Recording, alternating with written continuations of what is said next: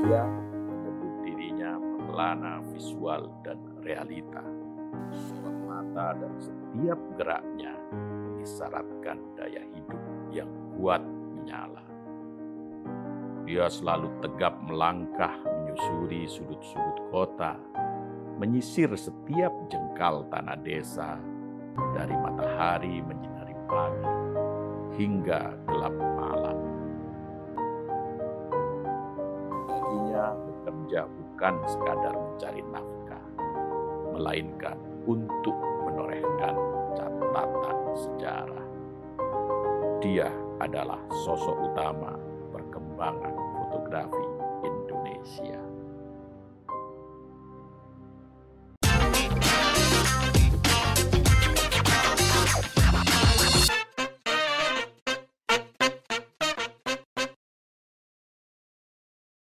Sahabat Media Indonesia, ini adalah episode kedua Diksi, diskusi dan refleksi. Kali ini saya akan mengajak Anda semua untuk berbincang, berdiskusi sekaligus meneladani perjalanan panjang tokoh penting dalam perkembangan fotografi, khususnya fotografi jurnalistik di Indonesia. Inilah Arbain Abdul Wahidin Rambe. Kita sudah lama sekali tidak ketemu, tapi yang pasti saya selalu mengikuti apapun yang diposting oleh Bung Arbain ini di media sosial miliknya. Saya merasa internet itu media saya ngablak lah bahasa Jawanya ya. Saya keinginan apa-apa saya buang semua. Jadi mungkin dunia ini orang makin kesepian ya. Karena sekarang saya punya teman ngobrol yaitu dunia maya, Facebook, internet, Twitter lah apa. Jadi apapun saya kepingin ngomong, wah saya posting, saya merasa udah dapat saluran. Terutama buat saya adalah bahasan-bahasan mengenai fotografi ya. Tapi selain itu juga banyak hal juga sih yang khas betul Arbain. Arbain ini mengawali karir sebagai jurnalis di Kompas ya. Kerja saya pertama di Kompas sampai saya pensiun dan saya tidak mau kerja di tempat lain lagi. Jadi saya seumur hidup saya hanya kerja jadi wartawan Kompas, hanya kerja di Kompas. Masuk Kompas 1 Mei 1990 ya. Kemudian pensiun 31 Oktober 2019. 29 tahun beberapa bulan. Iya. Sebuah pengabdian yang sangat panjang ya. Tidak banyak orang yang bisa bertahan di media, satu media dalam jangka waktu yang lama. Saya pernah beberapa kali juga mau dibajak lah ya.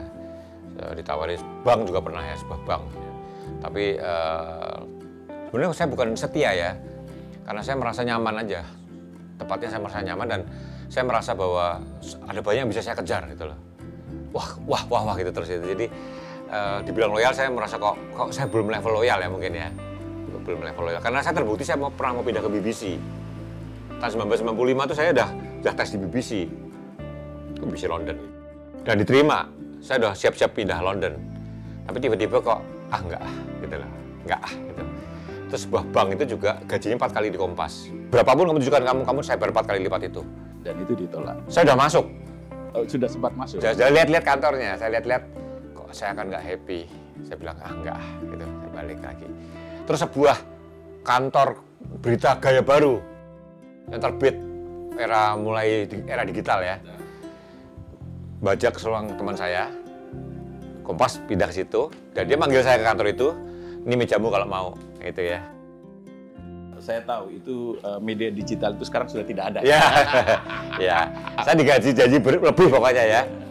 Karena saya pun sempat tertarik. Ya, ya udah nggak usah sebut ya. Ya kantornya di Jakarta Selatan ya.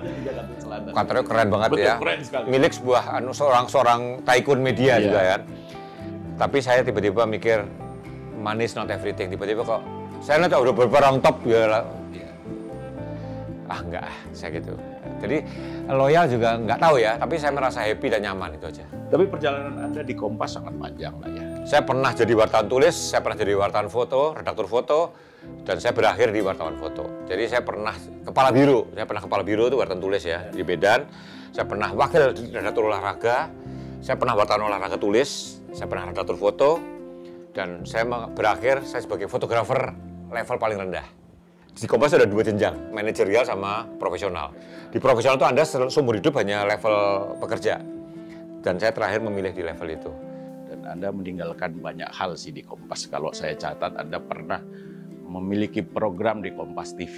Di rubrik tetap di halaman Kompas juga. 10 Klik tahun. Arba'in ya, di Ya, TV 10 tahun Kompas lebih. ya? Ya, 10 tahun lebih. Tiap hari Selasa. Mengasuh rubrik klinik fotografi Kompas. Klinik ya? KFK. KFK ya. KFK itu dari Februari 2009 sampai saya pensiun. Nah, klinik itu sekarang masih berlangsung, diteruskan oleh junior saya, masih berlangsung. Momen apa yang sampai sekarang masih melekat? Tidur di kantor.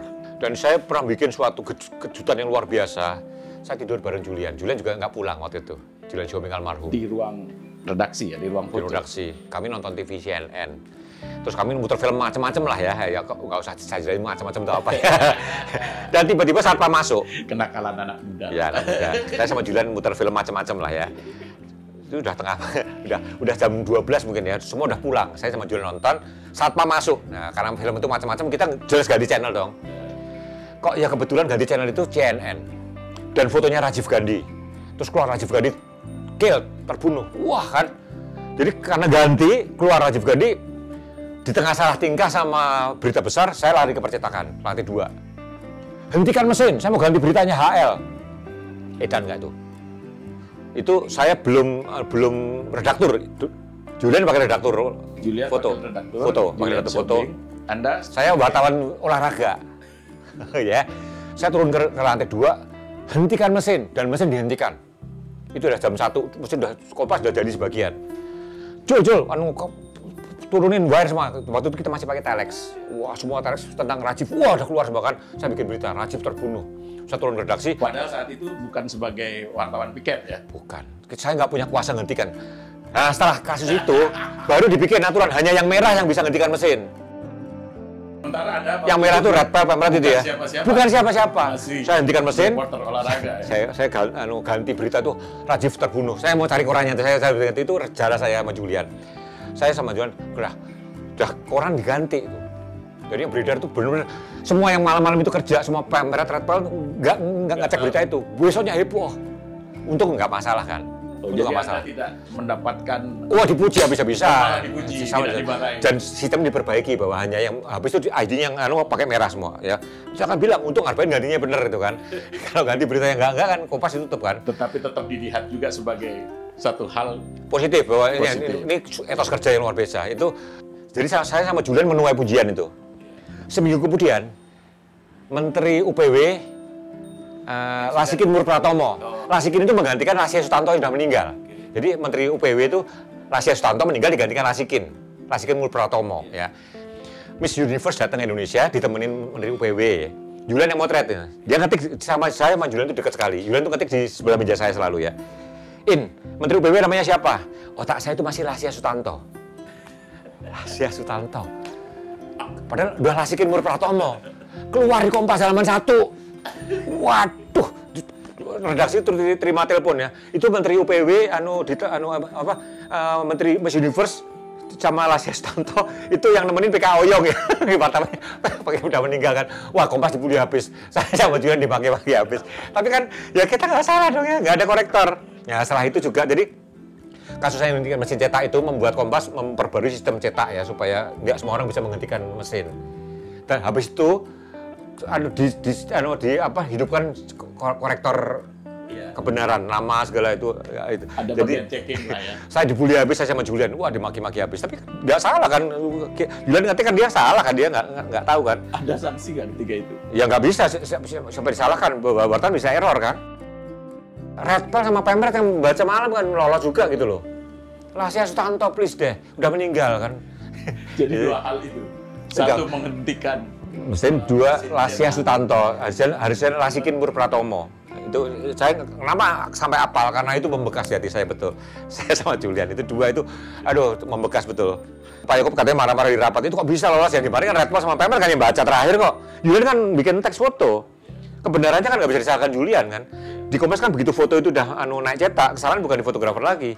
disunting sama lembaga Pemret yang melihat terakhir sebelum naik cetak kan lolos, bukan salah Julian. Tapi sama Julian habis itu dibully di dalam, dan Kompas dibully pembaca habis-habisan. Itu Bulasiah ya kan udah meninggal. Yang ngeliput pasti PK Oyong tuh. Aduh, Kompas dibully habis itu kisah. Saya baru ingat ini, kadang-kadang anaknya saya nggak ingat lagi, dan saya akan cari koran itu penting sekali bagi itu karena tidur di kantor. Ini belum pernah keluar cerita ini, benar baru ada dapat tiba-tiba keluar ya, benar. Tapi menarik itu.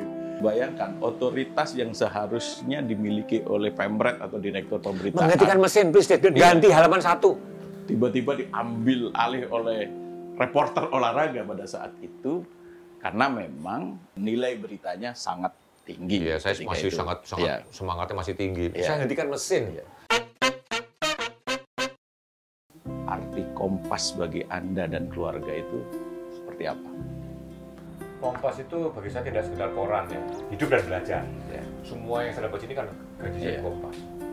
Harus diakui kalau bicara fotografi, Arba'in itu sangat identik dengan Kompas dan Kompas sangat identik dengan Arba'in. Apakah Anda merasa terbebani dengan kondisi seperti itu? Kadang-kadang iya, saya sudah bukan redaktur pun kalau ngasih workshop di mana-mana redaktur Kompas. Tuh. Bahkan sekarang saya ada pensiun pun kemarin saya ngasih workshop redaktur Kompas ya. Saya mau bilang sama panitianya juga kok nggak enak juga itu, tapi saya juga terbebani. Saya udah bukan boro-boro redaktur, karyawan juga udah enggak gitu loh. Jadi kadang-kadang saya juga kalau saya mau marah-marah juga nanti dilekatkan dengan Kompas lagi gitu loh. Saya juga nggak enak itu. Jadi sometimes membanggakan, sometimes menyungkankan. Tapi terus terang ya, saya setelah pensiun harusnya kartu ID Kompas saya harus saya balikin. Saya akan terima kartu pensiunan. Dan saya ngeyel tidak mau balikin. Saya waktu saya pensiun, junior saya di Kompas tuh bikin surprise. 31 Oktober 2019, pesta buat saya, perpisahan. Karena nggak ngomong surprise, saya ditiduri. Jadi saya akhirnya tiba-tiba Lucky Prajiska, bos video call ya. Ternyata teman-teman di kantor ngerayain saya. Dengan menggunakan kaos itu. Iya, ada gambar kaos kan, pakai topeng ARB. Saya ditiduri sama bayangin ini, mereka surprise nggak ngomong-ngomong dulu gitu loh. Saya lagi ditiduri, saya nggak mau nangis gitu, saya nggak mau sedih. Akhirnya saya bikin pesta perpisahan diri sama Oscar, sama Despoto di rumah makan Kelapa 2 Senayan. Ya, saya bikin pesta sendiri akhirnya. Tapi ya sorry sama yang lain-lain yang bukan fotografer, saya nggak dibikin surprise. Dan saya juga nggak tahu kalau dibikin surprise, saya ditiduri, jauh banget lagi kan. Sepanjang saya melihat, membaca postingan-postingan Anda di Facebook, Twitter, maupun di Instagram, ada satu hal yang menyedot perhatian saya. Karena saya melihat ini sepertinya bukan Arba'in ini. Yaitu ketika Pak Yaakob Utama, pendiri Kompas, wafat 9 September yang lalu, itu saya menghitung ada 40 status di Facebook Arba'in Rambing, 20 postingan di Instagram, 10 tweet. Salah satunya Anda menuliskan Anda menangis. Saya menangis itu kira-kira 2 hari sebelum Pak Yaakob meninggal. Jam 2 pagi, 2 dini hari saya masih kerja. Itu tangisan pertama. Saya langsung nangis. Ya. Saya lagi mau nangis lagi malah. Jam 2 pagi subuh. Salah satu tim foto saya, tim layout saya, Koko, Mas minta foto Pak Yaakob yang gini. Duh, jam 2 pagi, ada apa? Kami semua standby di kantor. Saya madek tuh. Saya nyari foto sambil nangis. Saya tuh nggak gampang nangis, tapi tiba-tiba saya nangis. Karena saya merasa bahwa lebih dari separuh hidup saya di Kompas. Dan yang membentuk saya Pak Yaakob terus terang. Jadi saya waktu itu, saya ngomong sama Koko, Kok, aku udah nangis nih. Burung Mas, belum meninggal itu ya. Koko ngomong, foto itu saya kirim, yang akhirnya jadi Kompas itu. Saya nggak tahu kenapa foto itu yang jadi dipakai. Akhirnya semua orang bilang foto itu memang kuat gitu. Akhirnya sampai saya diminta tulis bagaimana foto itu tercipta segala kan. Tapi ini adalah bahwa 2 hari sebelum Pak Yaakob meninggal, saya itu sedihnya sudah saat itu. Tapi begitu Pak Yaakob benar-benar sudah meninggal itu, sedih saya sudah lewat. Tapi semua memori saya justru keluar setelah Pak Yaakob betul-betul meninggal. Keluar semua tuh, keluar semua. kenangan bahwa Pak Yaakob bisa mengeluarkan saya tahun 90 loh. Ada satu memori yang kuat sekali. Jadi saya tabrakan dengan seorang anak menteri. Saya ngeyel, nggak mau ngaku salah. Saya pulang kantor, Bu Menteri telepon Pak Yaakob. Wartawanmu tabrakan dan nggak ngaku salah. Jadi panggil Pak Yaakob. Dan saya tetap ngeyel, saya nggak merasa nggak salah. Pak Yaakob kalau mau bisa ngeluarin saya kan waktu itu. Apa kata Pak Yaakob? Ya udah saya yang salah, saya ganti. Maksudnya Pak Yaakob bilang bahwa Ganti ongkos kerusakannya. Mobil menteri itu. Anaknya si Ibu Menteri ini. Iya. Itu yang menurut saya satu yang paling kuat itu lah. Hehehe, ya sudah saya yang salah. Itu menurut saya kebapaan yang luar biasa. Dan saya seperti disentakkan, duh kok gini ya gitu. Terus interaksi saya banyak sama Pak Yaakob ya, bahwa Pak Yaakob itu bukan suka cuma bos, dia benar-benar wartawan, tulisannya bagus. Perkara dia nggak bisa main komputer itu urusan lain. Pak Yaakob itu hanya bisa mesin ketik. Bahkan satu disketnya dia ngetik, dimasukkan ke komputer oleh petugas. Setelah disket itu masuk ke komputer print, disket itu saya simpen. Dan saya bersyukur pernah nyimpen disket itu, tulisannya Pak Yaakob. Sampai artikelnya pun di korannya saya simpan. Itu impresi pertama bahwa bos saya ini ternyata tulisannya pun bagus. Terus dia keteladanan ya, dia mengayomi betul ya. Saya salah, ya udah saya yang salah. Itu nampar saya banget dan bagi saya luar biasa. Terus saya dimarah-marahin, saya dibeliin buku, ditelepon saya di Medan, tulisan saya dipuji langsung. Saya ingat 1 September 1997 itu Kompas pertama kali cetak jarak jauh. Kompas kalau mau bisa tahun 94, tapi kan waktu itu peraturan belum mengizinkan ya. 1 September 1990 itu direncanakan cetak jarak jauh. Pak Yaakob udah dibawain. Lagi dia meninggal tiba-tiba. Itu kira-kira di Indonesia udah agak malam banget tuh. Pak Yaakob masih perintah tambahan. HL-nya harus Lady Di. Saya redaktur waktu itu. Wah, kelabakan kan. Waktu itu kan belum segampang sekarang. Terus Pak Yaakob nambahin perintah ke saya. Bung, tulis tentang apa itu paparazzi. Halaman 1 bawah. Belum ada internet, browsing kemana waktu itu. Pak Yaakob masih perintah jam 10 malam kalau salah itu. Jam 12 Kompas sudah dicetak tuh. Dibawain. Jam 1 lah, jam 1 malam dicetak dibawain. Pak Yaakob udah nunggu dibawain ngasih perintah itu. Itu saya terlecut nulis tentang paparazzi macam-macam dan besoknya Pak Yaakob telepon, good, Bung, tulisan you bagus. Itu pujian exactly pertama yang saya terima dari Pak Yaakob. Ada kedua kali saya waktu Kepala Biro Medan, saya ditelepon juga. Jadi dia nggak cuma bos, dia memang benar-benar nggak cuma bos koran, dia benar-benar wartawan. Dan dia betul-betul membaca semua tulisan anak buahnya. Makanya kalau dia sering marah-marah, karena dia memang betul-betul baca, bukan asal marah. Pak Yaakob itu belum pernah marah. Orang bilang Pak Yaakob nggak pernah marah, salah. Pak Yaakob tuh kalau marah menyeramkan juga. Tetapi dia tidak pernah marah tanpa alasan. Kalau dia marah benar-benar real, ada kesalahan itu loh. Bukan karena dia lagi pengen marah, bukan. Ini nggak benar gitu loh. Ini nggak bisa gini. Saya ingat betul. Suatu hari saya masih redaktur tuh. Tempo udah dibredet tahun 94 ya toh. Itu ini peristiwanya menjelang 98, 96 atau 97 saya lupa persis. Kita di rapat, Pak kita tulis saja Pak. Jadi mungkin yang ngomong itu pengen seperti Tempo yang ngerasain di bredel. Tahun 78 Kompas pernah di bredel. Jadi wartawan itu mungkin pengen ngerasain era zaman dulu di bredel. Kita tulis saja, kalau ditutup kita kepala tegak gitu kan. Apa kata Pak Yaakob? Kalau Kompas ditutup bisa cari kerja lain gampang pasti saya yakin ya. Wartawan Kompas cuma 200-an. Karyawan Kompas 2000-an. Masa yang 1800 harus menderita gara-gara kesombongan you? Nggak bisa, Bung. Itu menurut saya suatu omongan bos yang luar biasa.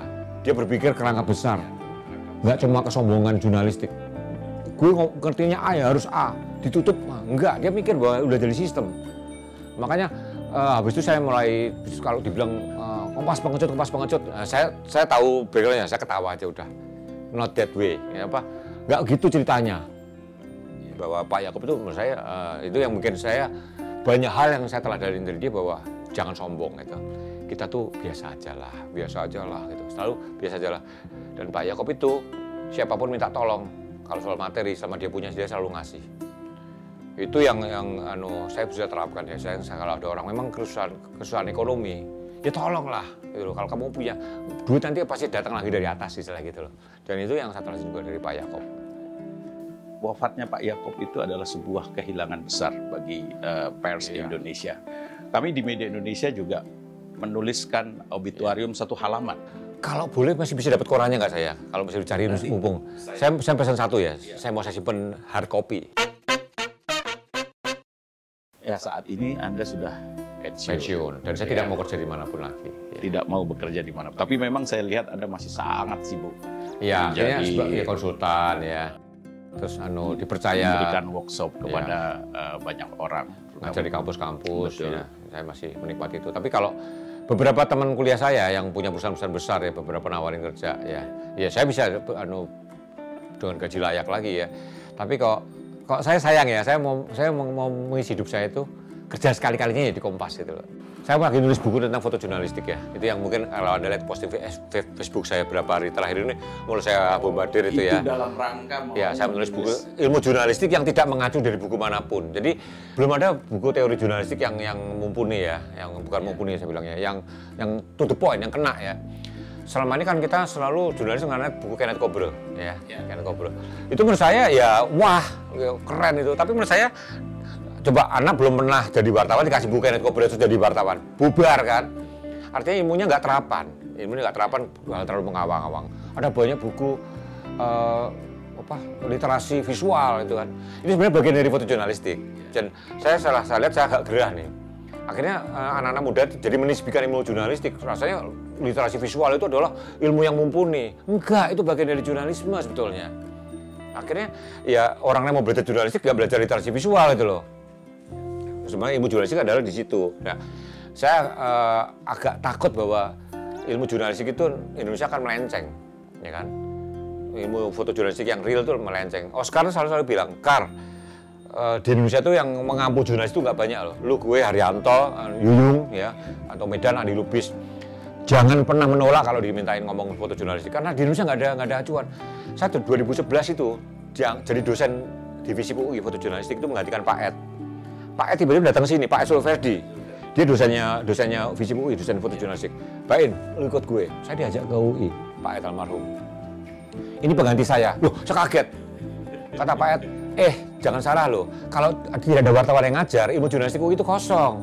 Harus wartawan aktif. Oke lah Pak Ed, aku mau. Terus Pak Ed kenapa? Karena Pak Ed itu sakit keras ya. Dan dia meninggal lama kemudian. Itu saya shock loh tuh Pak. Pak Ed itu salah satu guru saya juga ya. Dia meminta saya jadi pengajar di UI, menggantikan saya, ternyata dia kanker sudah stadium tinggi dan dia tidak bilang.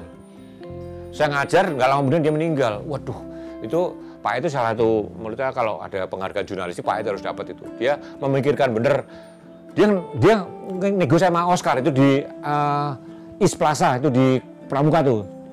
Lu salah satu, lu nerusin dong ngajar gue. Oscar waktu itu nggak tahu kenapa ya, tapi tiba-tiba saya dibawa ke UI. Tapi Pak Ed itu memikirkan bahwa jurnalis itu harus diajar oleh orang yang melakukannya gitu loh, bukan oleh jurnalis itu bukan ilmu buku, ilmu lapangan itu kan. Pak Ed itu kalau ada penghargaan jurnalis Pak Ed harus dapat itu, salah satu yang memikirkan sistem dia. Nah, saya sama Oscar lagi mau bikin bukunya dia, tapi foto-foto karya Pak Ed itu hilang. Yang sekarang lagi nyusun bukunya Kartono Riyadi kan, itu untuk fotonya masih bisa ketemu ya. Jadi tentang ada 3 nih ya. Yang udah kan Julian, ya. Karena dia meninggal mendadak ya. Betul. Julian, terus remaster Ipos ya. Ipos, terus nanti yang segera ini Kartono Riyadi. Mas Kartono Habis ya. itu mungkin Zainal Effendi. Mas Zainal ya. Terus Ali Said. Terus Ed juga. Itu harus dipegang itu supaya jurnalistik Indonesia itu tidak ambiar itu, karena jurnalistik itu ilmu lapangan itu mereka orang lapangan real itu loh. Nah saya sendiri saya nggak mau diobituariin orang, saya mau tulis sendiri ya. Di obituari atau biografi ditulisin orang kok saya nggak kena ya. Itu ya nggak segampang itu. Jadi saya pernah lihat dari sisi, saya pernah sama Pak Murdiono. Dia kan penulis pidatonya Pak Harto. Saya pernah dekat sama Pak Mur, sangat dekat. Saya punya fax tulisan tangan Pak Mur buat Arba'in ya. Dia nyuratin saya, Pak Murdiono itu. Saya pernah, mereka tuh lihat Pak Harto gini-gini terus ya. Mereka nggak lihat gini-gini nih. Iya loh. Jadi kita tuh kan cuma lihat Pak Harto salah doang. Sisi yang lain, Pak Mur cerita tuh banyak ya, bahwa ya, jadi not that simple ya politik itu ya. Terus gimana Pak Yaakob menghadapi itu juga nggak segampang itu. Jadi publik kan lihatnya satu titik kan, sementara yang di atas itu kan lihatnya kan banyak gitu loh. Nah itu mau saya tulis beberapa yang bisa saya tulis ya, yang masih etis saya tulis akan saya tulis. Itu kapan rencana diterbitkan? Saya udah nulis ini dari 2006 ya sebetulnya. Cuma belakangan ini setelah saya pensiun lebih intens ya. Kalau Anda lihat nanti saya sama beberapa hadis saya nyekan klise-klise saya, scannernya itu sampai ini scanner kedua ya, yang satu udah jebol. Saya scan ini semua.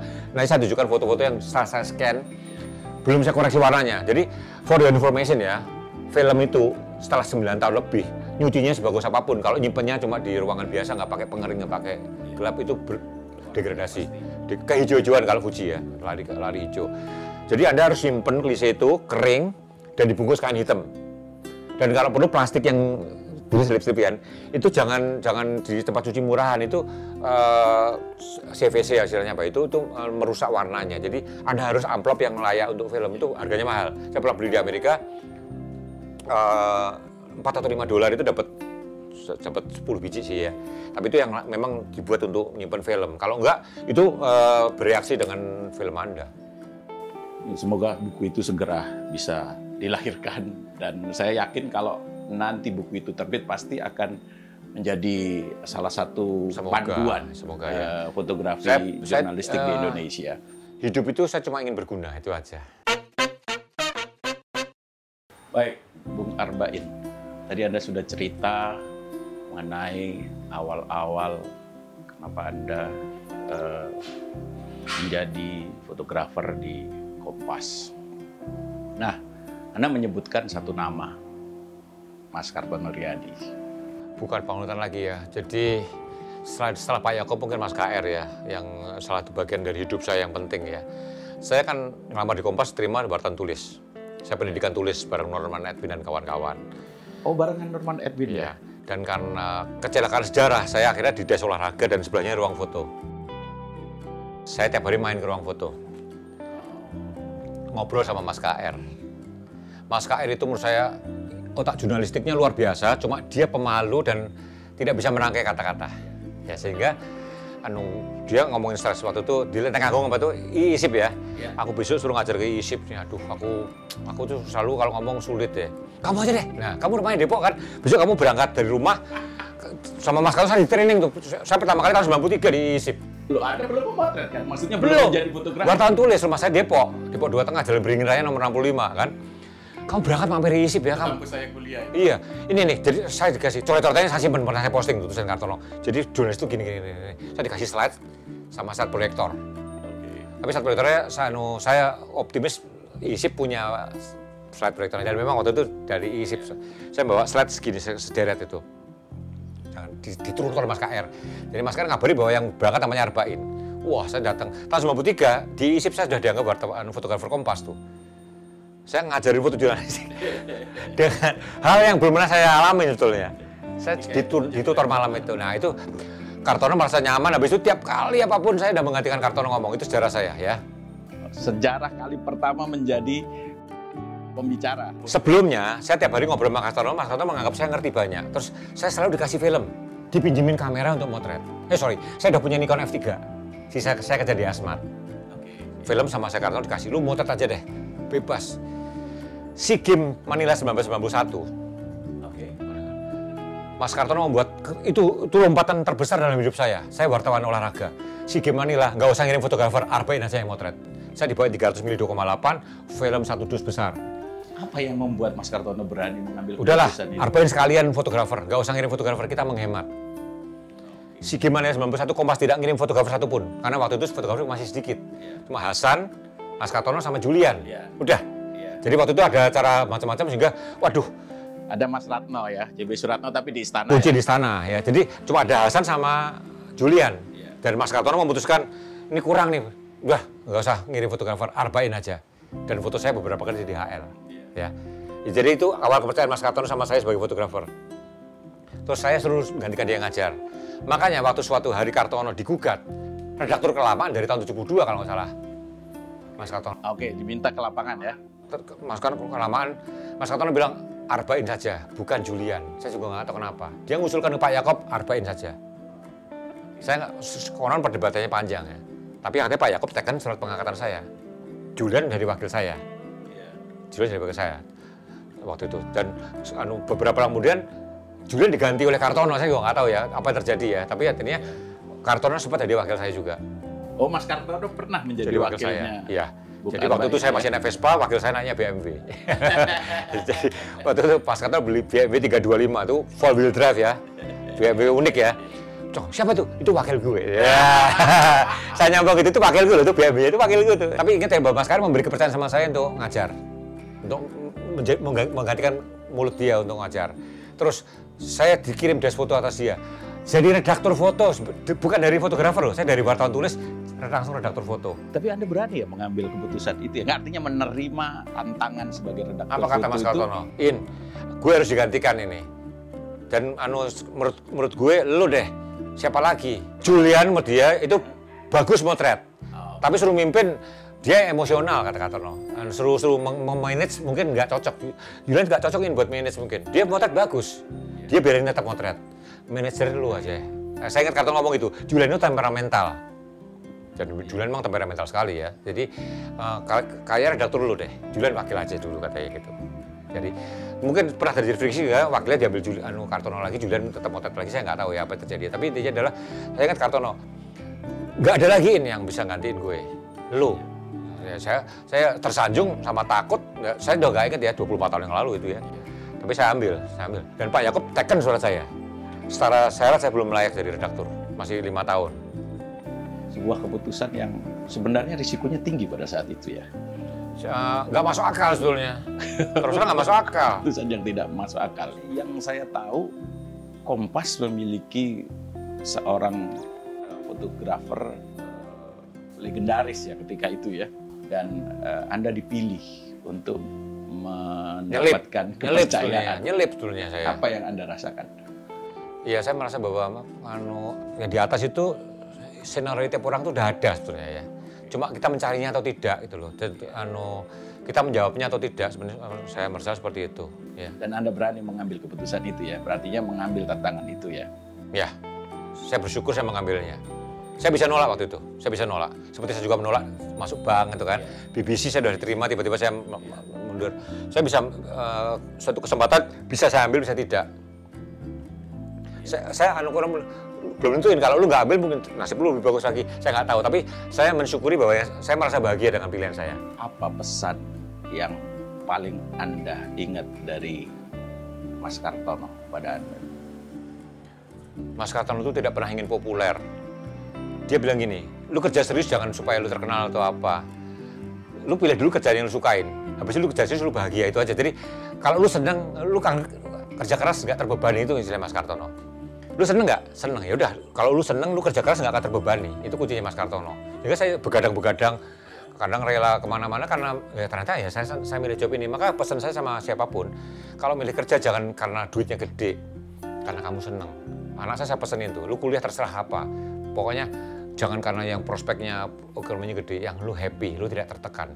Anak saya yang sulung dulunya kan mau masuk di kafe. Dia senang gambar komik. Dia udah keterima di kafe di Binus. Anak saya udah keterima di kafe. Saya udah bayar uang pangkal waktu itu. Cuma dia ingat omongan mertua saya lagi. Mertua saya lagi itu dokter hewan. Harap nanti jadi dokter lah. Dokter gigi boleh, dokter hewan boleh, dokter manusia boleh. Pokoknya dokter lah. Biar angkung seneng gitu kan. Gitu. Dia ingat omongannya kakeknya itu. Dia udah keterima tapi dia, aku coba deh tes. Kalau aku keterima ya mungkin aku nurutin engkung, dia bilang gitu. Keterima di FKG UI. Dia sempat bimbang itu. Kan kalau lu FKG lu tetap bisa gambar komik. Iya juga, dia tetap gambar komik memang.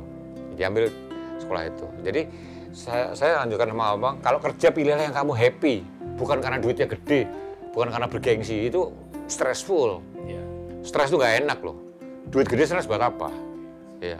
Saya punya teman saya yang gajinya gedenya minta ampun ya. Ratusan kali gaji saya ya.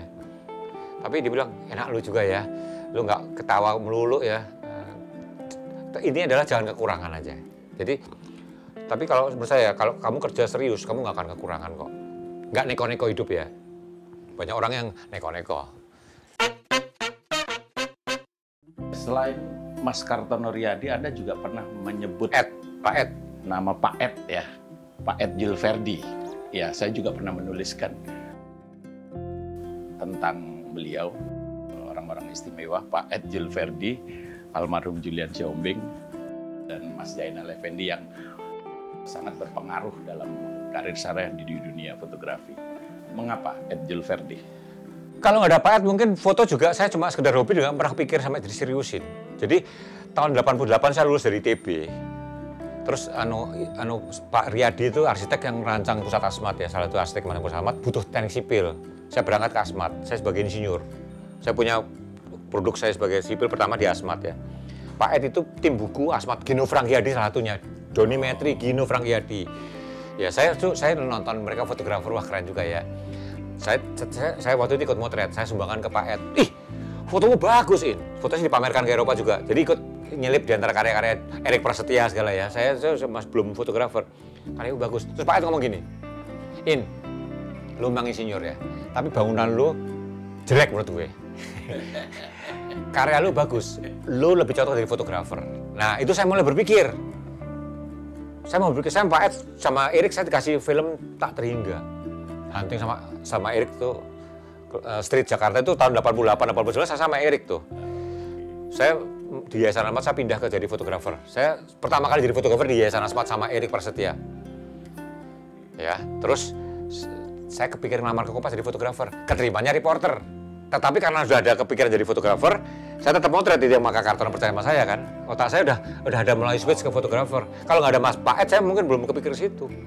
Jadi saya dekat sama Pak Ed, sama Mas Kartono karena udah ada introduksi dari Pak Ed bahwa saya mampu. Itu, jadi Pak Ed itu yang belokin saya. Yang ngasah Kartono Ready betul, tapi yang belokin Pak Ed. Tidak akan saya lupa itu.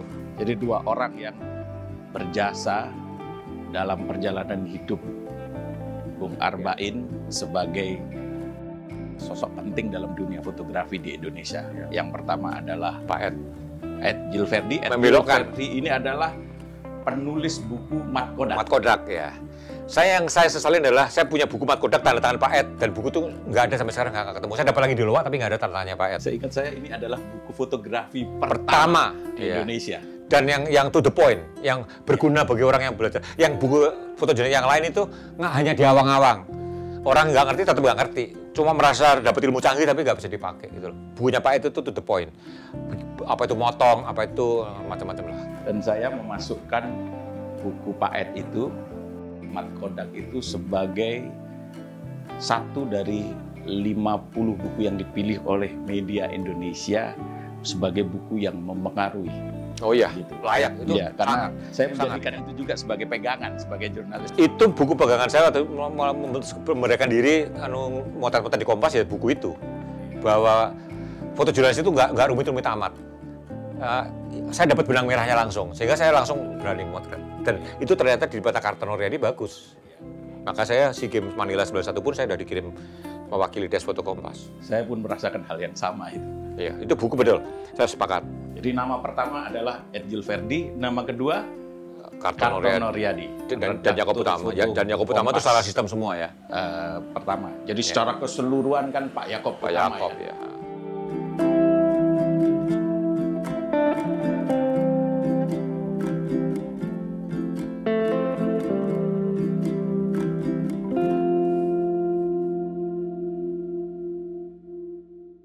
Fotografi itu tidak cuma memberi saya kehidupan, itu mengkonek saya dengan banyak sisi lain kehidupan. Kamera itu nggak sekedar alat kerja. Bagi saya itu seperti temuan manusia yang luar biasa, sehingga saya ada keinginan membelinya terus. Handphone Anda pun itu adalah tools informasi yang luar biasa. Siaplah untuk merekam apapun, kapanpun, karena rekaman yang tampaknya mungkin sederhana sekarang, 10 tahun lagi bisa sangat berharga.